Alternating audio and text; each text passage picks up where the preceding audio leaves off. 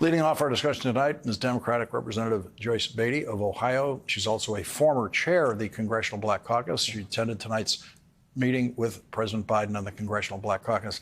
Thank you very much for joining us tonight. You've been in the most important political meeting of the day that anyone's been in.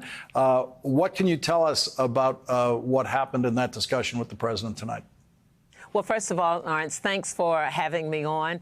Yes, we received an invitation from President Biden to meet with the Congressional Black Caucus led by our chair, Stephen Horsford. I thought it was a great meeting. Stephen Horsford asked the president to respond to what his plan, what his vision was. I had the distinct opportunity of introducing the president to the caucus, although he did not need an introduction. He thanked me and all others for being with him and supporting him. He was very clear. He reiterated some of the things that was in the two-page letter that you've also seen. Unequivocally, he stated that he's running.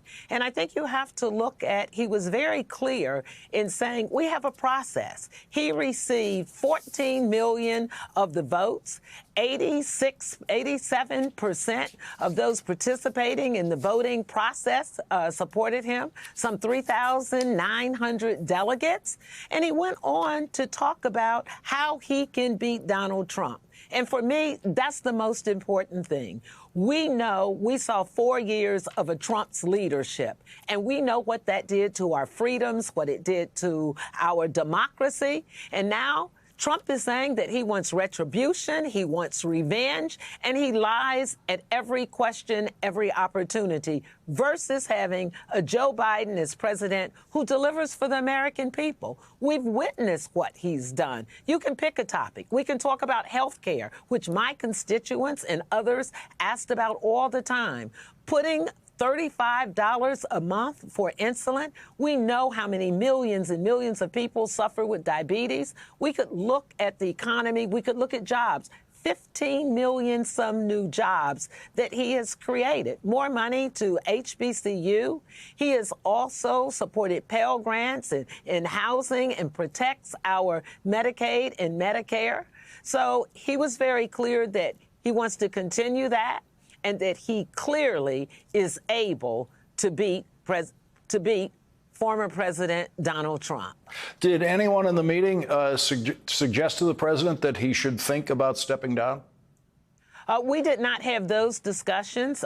It was a discussion for him to make his commitment, outline his future plans, and that we want to be engaged and included with him. It was a very good meeting. It was substantive. He responded well. He was comfortable. He was relaxed, and he was on point. We saw the old Joe Biden.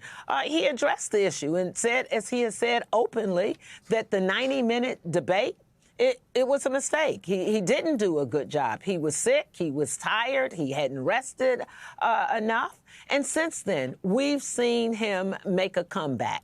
And so he talked about that, and that he would be fully engaged with us and address any questions that we had for him. What is your confidence level as of tonight in the Biden-Harris ticket? As you've heard some of our others leaders, Leader Hakeem Jeffries said after the debate and again today, he supports Joe Biden. I fully support Joe Biden to be our nominee for president. I support Vice President Kamala Harris. I think it is a strong ticket. It's the same ticket that people said wouldn't win in 2020, and they not only prevailed and won, they have saved our democracy in this country. Congresswoman Joyce Beatty, thank you very much for joining us tonight after that very important meeting. Really appreciate it. Thank you. Thank you.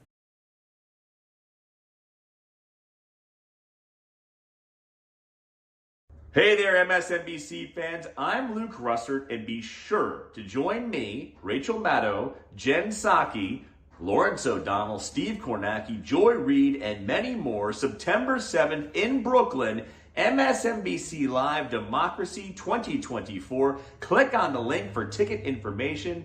We will see you there.